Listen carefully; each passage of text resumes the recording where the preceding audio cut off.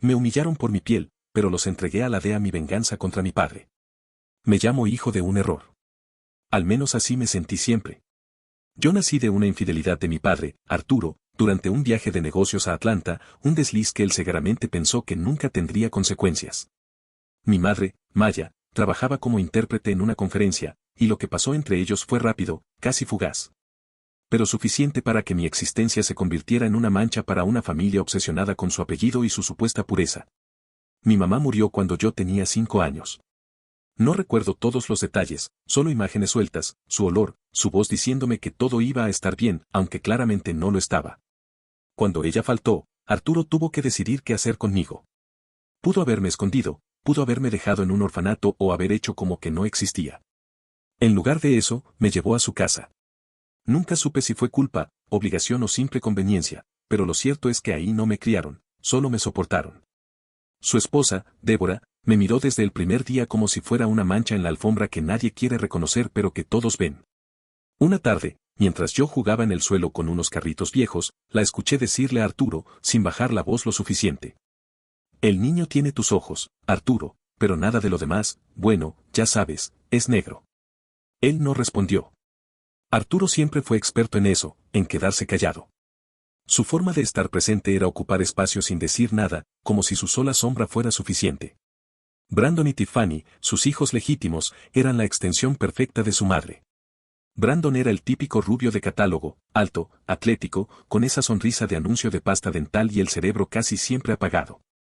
Tiffany era peor, una versión más fría y refinada de Débora. Sabía cómo humillar a alguien sin ensuciarse las manos, como quien se quita un pelo de la ropa. Al principio, cuando Brandon empezó a llamarme negro, sonaba como una broma. «Boye, negro, pásame eso», decía, riéndose. Yo era un niño y no entendía del todo, pero algo en su tono me hacía sentir pequeño. Con el tiempo, dejó de sonar a chiste. «¿Sabes qué es lo bueno de ti?», me dijo una vez. «Que si apago la luz, no te tengo que ver». Tiffany soltó una carcajada nasal, esa risa de quien sabe que nunca va a pagar las consecuencias de lo que dice. «Papá, dile que no se siente en el sofá blanco, lo va a manchar», añadió ella, sin siquiera mirarme. Yo no contestaba. Aprendí muy rápido que en esa casa discutir era perder el tiempo. Ahí, el que tenía dinero también tenía la razón, y yo no tenía ni lo uno ni lo otro. Me acostumbré a pasar desapercibido, a moverme en silencio, a convertirme casi en parte del fondo. Con los años, fui entendiendo quiénes eran realmente los Harrington. Hacia afuera eran impecables, familia perfecta, sonrisas en eventos de caridad, fotos en revistas, Arturo como empresario ejemplar de una compañía de importación y exportación con oficinas en Miami y Nueva York. Pero por dentro todo olía a algo sucio. No hacía falta ser muy listo para notarlo, viajes constantes a deshoras, reuniones nocturnas, autos nuevos cada 6 meses, un nivel de gasto que no cuadraba con lo que declaraban. Se hablaba de evasión fiscal, de contratos arreglados, de cuentas en el extranjero. Nada probado oficialmente, pero todos sabían que los Harrington eran expertos en esconder cualquier cosa detrás de una donación generosa o una sonrisa bien ensayada. Yo escuchaba conversaciones, comentarios, rumores, y me quedaba callado. ¿Qué se supone que iba a decir? Mi lugar en esa casa era el del que tenía que estar agradecido por no haber terminado en un orfanato. Al menos eso me repetían, una y otra vez, de forma directa o disfrazada. Había algo irónico en todo eso. El hombre que me miraba con vergüenza por mi color de piel era el mismo que cenaba con políticos corruptos y empresarios que lavaban dinero. Con el tiempo, las grietas empezaron a hacerse visibles. Primero aparecieron los auditores del gobierno, luego las llamadas de madrugada.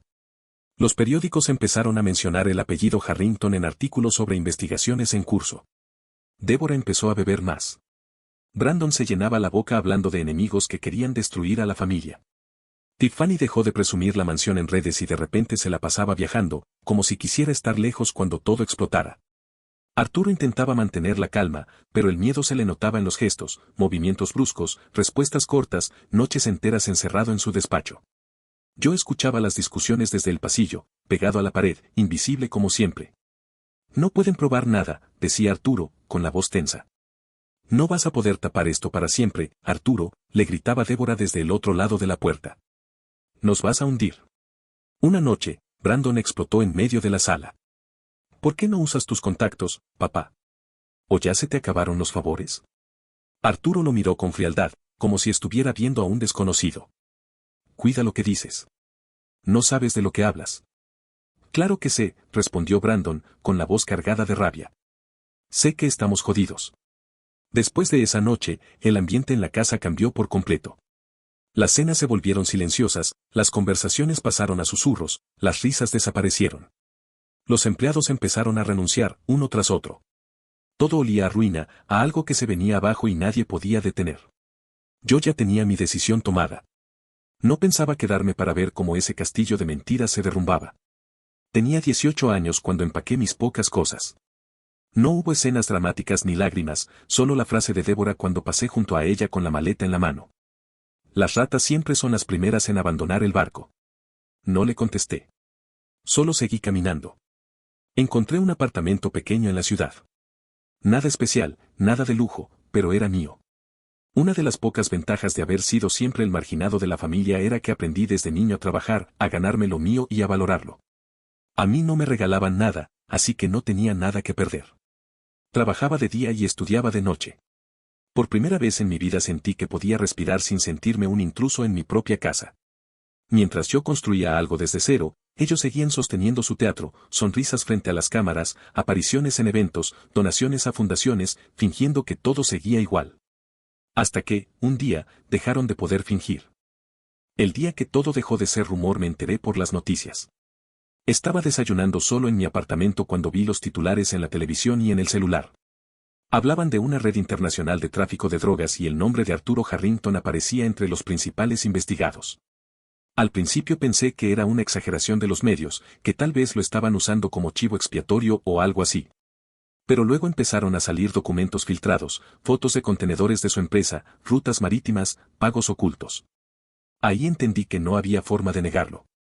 Durante años sospeché que los negocios de mi padre no eran limpios, pero nunca imaginé que estuviera metido tan profundo. Su famosa empresa familiar era, en realidad, una pantalla para meter drogas desde Sudamérica, escondidas entre cargamentos de vino y productos gourmet.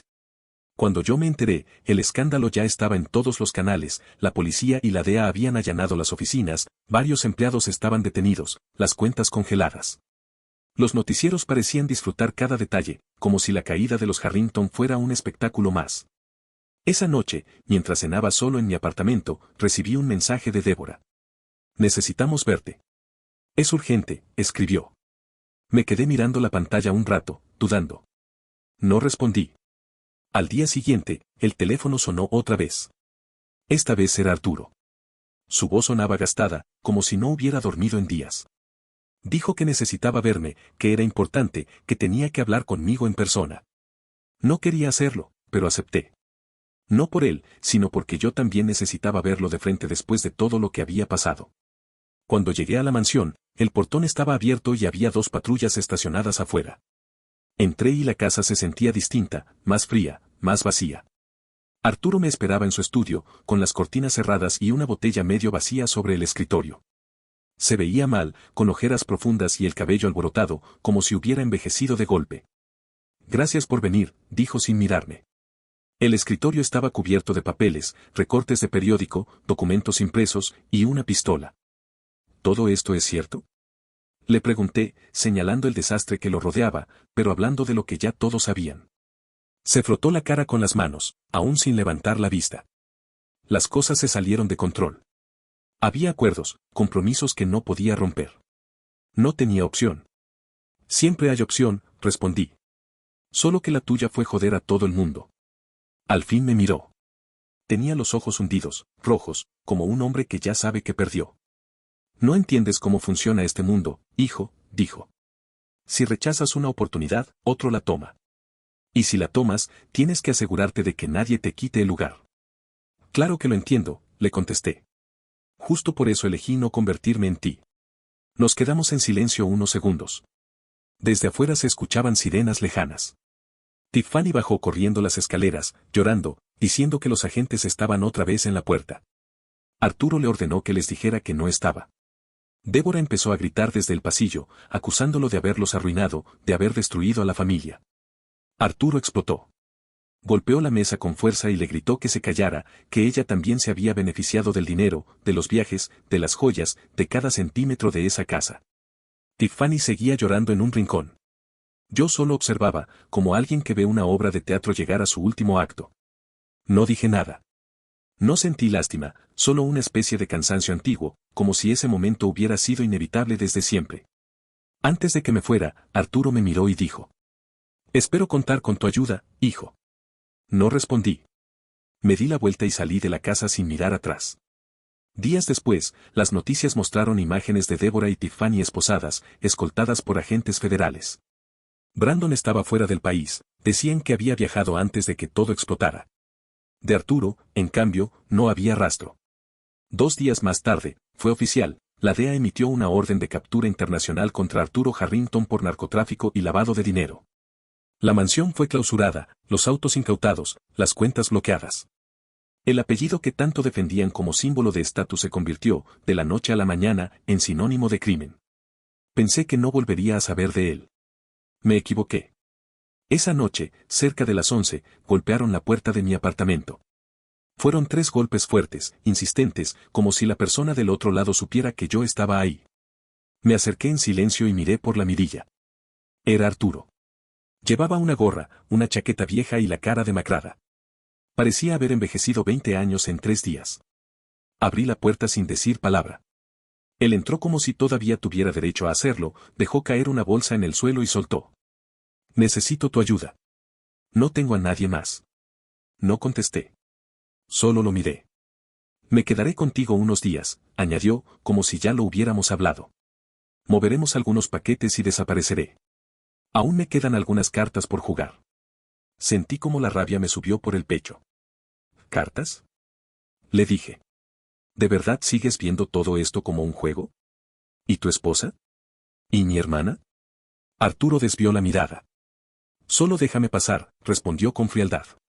«Ya veré cómo soluciono eso. Tu hermano me ayudará cuando nos reunamos». Al final lo dejé entrar, pero no por compasión. Lo dejé entrar porque, en ese momento, ya sabía que no iba a convertir mi casa en refugio de un prófugo ni a poner mi vida en riesgo por alguien que siempre me trató como un error. Tenía claro lo que iba a hacer. Se dejó caer en el sofá y empezó a hablar, como si nada hubiera pasado. Mencionaba nombres, fechas, abogados, como si yo necesitara enterarme de sus planes. Quería sonar tranquilo, pero se le notaba el nerviosismo en la forma en que movía las manos. En un momento, miró al techo y soltó: «A pesar de tu color y de que no perteneces a los Harrington, te quise como a un hijo». Lo dijo así, con esa torpeza que siempre lo caracterizó, mezclando un poco de afecto falso con el desprecio de siempre. Era su forma de manipular, de buscar un hueco por donde colarse. Pero yo ya no caía en eso. Mientras él hablaba de cómo iba a fugar, de cómo aún podía arreglarlo todo, yo tomé el celular en silencio. Escribí un mensaje con su nombre, mi dirección, una descripción rápida, y até una foto. Lo envié a las autoridades sin dudar ni un segundo. Arturo no se dio cuenta. Seguía hablando cuando, a lo lejos, empezaron a oírse sirenas. Yo no fingí sorpresa.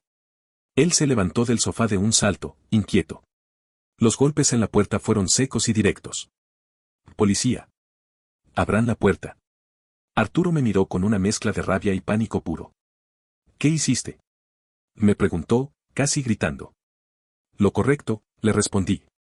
Intentó correr hacia la ventana, pero los agentes ya estaban adentro. Lo redujeron sin esfuerzo, lo esposaron en el suelo. Mientras lo sacaban, me miró con odio, escupiendo las palabras. «Me traicionaste. Confié en ti. Sabía que no debía confiar en alguien como tú». Lo miré fijo, sin moverme. «Elegí no proteger a quien vivió del abuso y del poder. Lo tuyo te alcanzó, y yo no voy a cargar con eso». Los días siguientes fueron un torbellino de noticias. Los medios no paraban de hablar del caso, fotos de Arturo esposado, videos del allanamiento, especulaciones sobre la red de narcotráfico. Todo el país parecía disfrutar viendo caer a una familia que siempre se creyó intocable. Pasaron los meses y el proceso judicial avanzó rápido. Arturo fue juzgado por fraude, evasión fiscal, lavado de dinero y tráfico de drogas. La evidencia era aplastante: correos electrónicos, contabilidad falsa, transferencias a cuentas ocultas, documentos con su firma. No hubo defensa posible. El empresario ejemplar que había engañado a tantos terminó condenado a una larga pena en una prisión federal. Débora también fue procesada. Intentó decir que no sabía nada, que era inocente, pero nadie le creyó. Había firmado cheques, autorizado compras, movido dinero. La sentenciaron por encubrimiento y complicidad. Brandon y Tiffany recibieron penas menores, él por participar en las operaciones financieras de la empresa, ella por transferencias irregulares y declaraciones falsas. La mansión fue embargada. Todo se vendió, autos, obras de arte, muebles, propiedades. Los abogados intentaron salvar algo, pero los jueces decidieron que provenía de dinero sucio. En poco tiempo, el lugar donde pasé mi infancia era irreconocible, solo paredes vacías donde antes había luces, retratos y adornos. Yo seguí con mi vida. Mi apartamento era modesto, pero era mío, ganado con mi esfuerzo. Mi trabajo iba estable, y nadie me señaló por lo de mi padre. Di mi declaración a las autoridades varias veces, expliqué mi situación, y eso fue todo. El desprecio que siempre me tuvieron fue, irónicamente, lo que me salvó, mi nombre no aparecía en nada, ni en movimientos ni en transferencias. No había cuentas compartidas ni dinero de ellos. Todo lo mío era legal, trazable. A veces me llegaban noticias por los medios o informes judiciales. Decían que Arturo se había convertido en un preso silencioso, que no hablaba con nadie, que pasaba el día leyendo o escribiendo cartas que nunca enviaba. No volví a verlos, ni a él, ni a Débora, ni a mis medio hermanos. No hubo necesidad. En realidad, nunca hubo un lazo real entre nosotros. Desde que entré en esa casa, me hicieron sentir como un invitado que debía agradecer por existir. Su ruina no me alegró, pero me dejó claro que el tiempo pone a todos en su lugar. Ellos construyeron su mundo sobre arrogancia y dinero sucio. Yo solo tuve que esperar a que la verdad hiciera su trabajo. Hoy sigo con mi rutina, estudio, trabajo, me esfuerzo. Cambié mi apellido por el de mi madre para dejar todo atrás. En el fondo, ellos nunca fueron mi familia, así que no tengo por qué cargar con sus culpas.